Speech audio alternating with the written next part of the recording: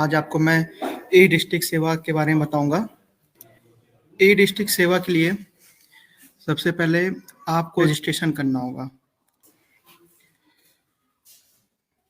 तो रजिस्ट्रेशन के लिए आपको अपने डिजिटल सेवा पोर्टल पर जाना होगा, जो कि ये लिंक है edistrict.csccloud.in।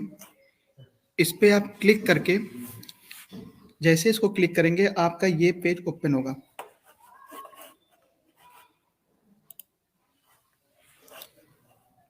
ये पहले ऑप्शन आएगा रूरल की अर्बन, तो आपको रूरल या अर्बन में से किसी में करना होगा, जो आपकी जो लोकेशन होगी।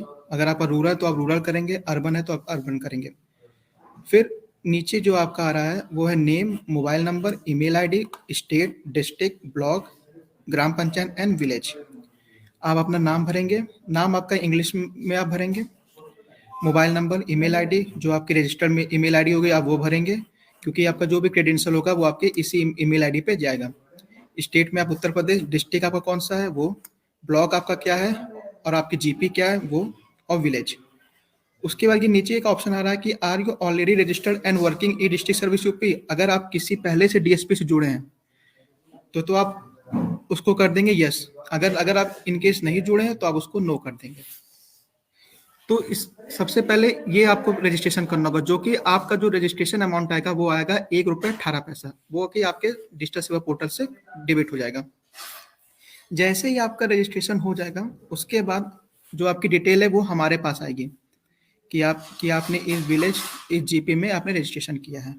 रजिस्ट्रेशन करने के बाद आपको हम ई डिस्ट्रिक्ट यूजर आईडी पासवर्ड देंगे, जो कि आपके डिस्ट्रिक्ट के मुताबिक होगा। अगर आप किसी अमेठी के तो आपका अमेठी का डिस्ट्रिक्ट वहाँ यूजर आईडी पासवर्ड बनेगा, आपका ऐसा मिलेगा।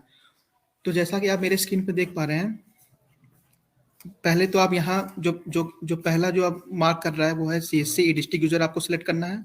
उसके बाद जो आपको यूजर आईडी मिलेगा, जैसे आपको मिलेगा VLECE AME, अगर इनकेस अमेठी है तो आपको अमेठी से मिलेगा। तो आप अपना, वो लास्ट में 5 डिजिट रहेगा, तो आप अपना ये यूजर आईडी डालेंगे। उसके बाद फिर आपको एक पासवर्ड मिलेगा, आप वो पासवर्ड डालेंगे। फिर यहाँ एक कैप्चा है वो आप डालेंगे। उसके बाद फिर आप इसको सबमिट कर देंगे। सबमिट करने के बाद आपको एक विंडो बन के आएगी, उसमें ये आएगा ऑप्शन कि आप अपना न्यू पासवर्ड बनाएं। न्यू पासवर्ड आपको उसके अकॉर्डिंग बनाना होगा। उसके बाद जैसे ही आप लॉगिन करेंगे अपना यूजर आईडी पासवर्ड, आपको ये एक पेज देखने को मिलेगा, जो कि आपको मेरे स्क्रीन पे दिख रहा होगा। उसमें सारी सर्विसेज दी हुई हैं ई डिस्ट्रिक्ट की। जाति प्रमाण पत्र, आय प्रमाण पत्र, निवास प्रमाण पत्र, विकलांग प्रमाण पत्र, हैसियत प्रमाण पत्र। उसके बाद इसमें एक सर्विस और है जो ई डिस्ट्रिक्ट प्रोवाइड करता है, वो है इंटीग्रेटेड सर्विस, कोटा सर्विस जो है वो प्रोवाइड करता है। तो इतना तो आपको पहले इतना करना होगा कि रजिस्ट्रेशन करना होगा। उसके बाद आपको यूजर आईडी पासवर्ड मिलेगा, आप यूजर आईडी पासवर्ड से लॉगिन करेंगे। फिर आपको एक पेज मिलेगा जहां पे आप अपनी सर्विस को देख पाएंगे। अब जैसे सर्विस मैंने आपको बताया है कि जाति प्रमाण पत्र है, आय प्रमाण पत्र है, निवास है, विकलांग है, हैसियत, ये आपके सब उस पे मिलेगा। उसके बाद अगर आपको किसी का जाति बनाना है तो जाति बनाने के लिए मैं आपको बता रहा हूँ, ये उसका एक पेज खुलेगा जो कि ये है, जैसा आप मेरे स्क्रीन पे देख रहे हैं। ये है जाति प्रमाण पत्र का एक फॉर्म, जो कि आप इस पूरे फॉर्म को भर के आप आगे प्रोसीड करेंगे। जैसे कि उसका है, जो पहला मेरा आता है ऑप्शन, सेवा का प्रकार ग्रामीण नगरी, उसका हिंदी में नाम, उसका इंग्लिश में नाम, उसका पिता पति कोई भी हो उसका नाम, माता का नाम, ये सब आप उसकी डिटेल्स को भरेंगे, जैसा कि आप देख रहे हैं। ठीक है, ये हो गया आपके जाति प्रमाण पत्र का एक पेज। अगर आपको किसी का जाति प्रमाण पत्र बनाना है तो वो ये सर्विस का एक पेज आ गया। अब इसको कैसे भरेंगे ये आप देख सकते हैं। आपको ऐसी डिटेल बननी है, उनकी सही डिटेल आपको बननी है। जो डॉक्यूमेंट मांगे गए हैं वो आपको उनको डॉक्यूमेंट लगाने हैं। ये है। उसके बाद फिर आप नीचे आप देख पा रहे हैं, जब आप पूरा इसको भर लेंगे, आप उसको पूरा फिल कर लेंगे, तो नीचे एक ऑप्शन आ रहा है दर्ज करें, मीन्स सबमिट करें, तो आप यहाँ पे सबमिट कर सकते हैं। सबमिट करने के बाद वो आपका आगे प्रोसीड हो जाएगा। उसके बाद जैसा ये तो आपका हो गया जाति प्रमाण पत्र को कैसे बनाते हैं। जो नेक्स्ट आता है वो आता है हमारा सर्विस आय प्रमाण पत्र। अब हमें किसी का अगर आय बनाना है तो वो आय हम कैसे बना सकते हैं, तो उसका भी एक, जब आप आय पे क्लिक करेंगे, आय सर्विस पे क्लिक करेंगे, तो उसका एक पूरा वेब पेज, उसका एक स्क्रीन खुल जाएगा, मतलब एक फॉर्म पूरा खुल जाएगा। इसमें आप देख सकते हैं कि आपको उस फॉर्म को भरना है। जैसे कि आप मेरे स्क्रीन पे देख रहे हैं, ये आय प्रमाण पत्र बनाने का फॉर्म है। ये पूरा पेज है जो आप इस पे अपना आय प्रमाण पत्र बना सकते हैं। तो उसमें भी सेम सेम कुछ ही चेंजेस है फॉर्म में, जैसे जाति में है वहाँ भी है और यहाँ आय में भी वही है, बस चेंजेस है।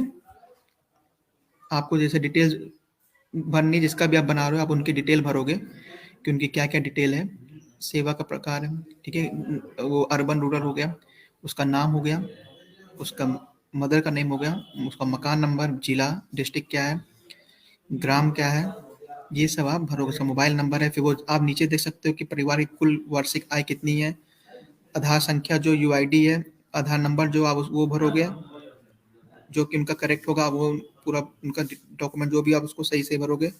प्रमाण पत्र बनवाने का कारण कारण क्या है आप ये भरोगे। उसके बाद फिर आप यहाँ पे नीचे उनकी फोटो आ रही है कि आप जेपीजी फॉर्म में ही आप उसको फोटो को अपलोड करें, जो कि ये उसकी साइज भी आ रही है कि जो फोटो की साइज होगी, अगर आपको फोटो अपलोड करनी है प्रमाण पत्र आय बनाने के लिए, तो आपको फोटो जो भी अपलोड करनी होगी वो जेपीजी फॉर्मेट में करनी होगी या फिर पीएनजी फॉर्मेट में, और उसकी जो साइज होगी वो 50 से 100 केबी के बीच में होनी चाहिए, तो ही आपका वो होगा। नहीं तो एक एरर मैसेज हो जाएगा कि आप फॉर्म को सबमिट नहीं हो पा रहा है, एक कि आपका ये प्रॉब्लम है। ये आपका हो गया आय प्रमाण पत्र को कैसे हम बनाएं।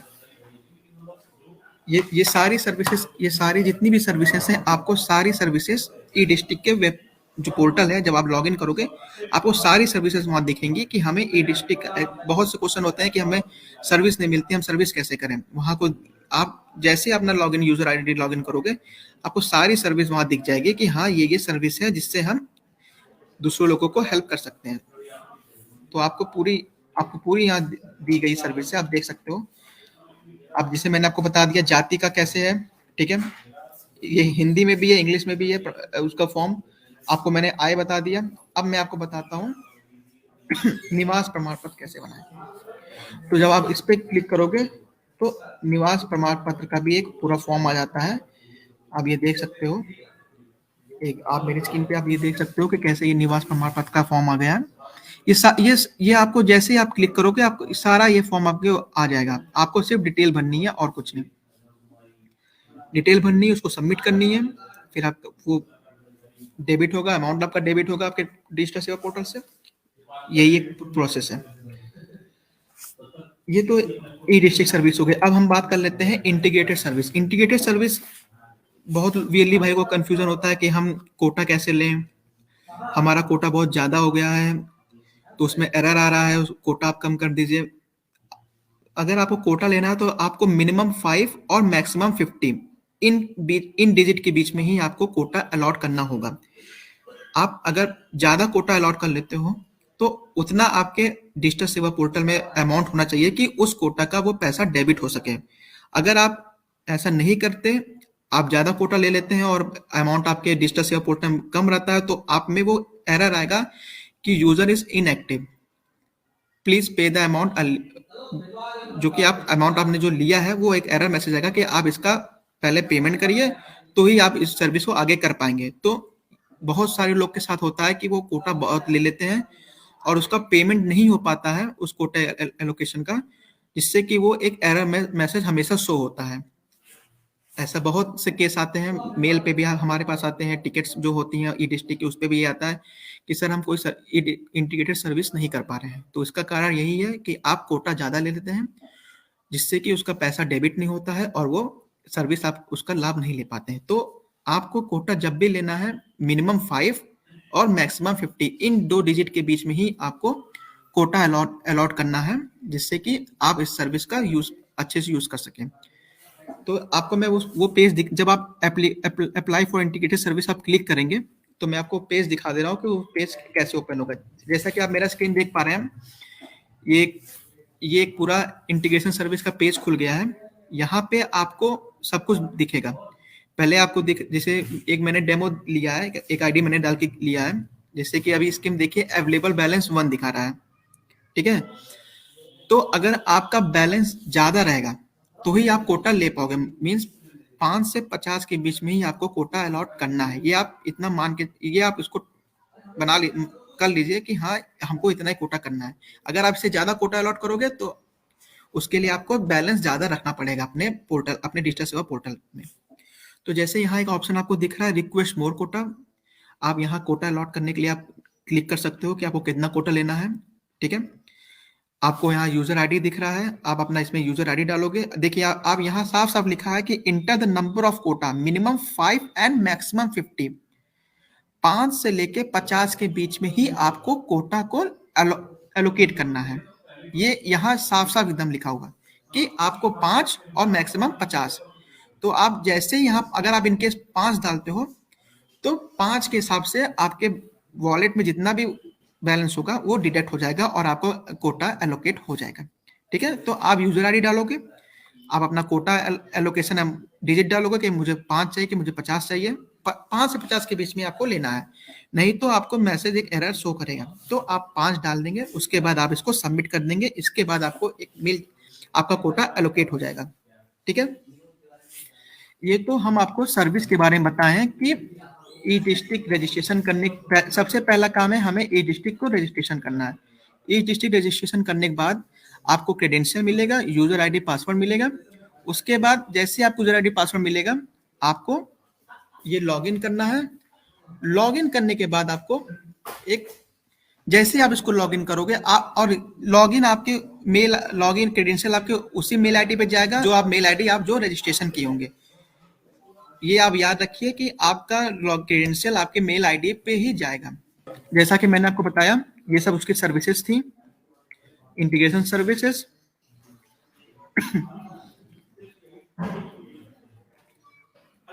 और आपको जैसे बताया गया है कि आप अपने सेंटर पे ई डिस्ट्रिक्ट का बैनर जरूर लगाएं, बैनर लगाएं, साथ में जो कि रेट लिस्ट है कि आय जात कितने में बनता है, 30 रुपए, उसका आप रेट लिस्ट लगाएं। और ये एक बैनर है उसका, आप ये अपने डिस्ट्रिक्ट मैनेजर से ले सकते हैं, कांटेक्ट कर सकते हैं लेने के लिए।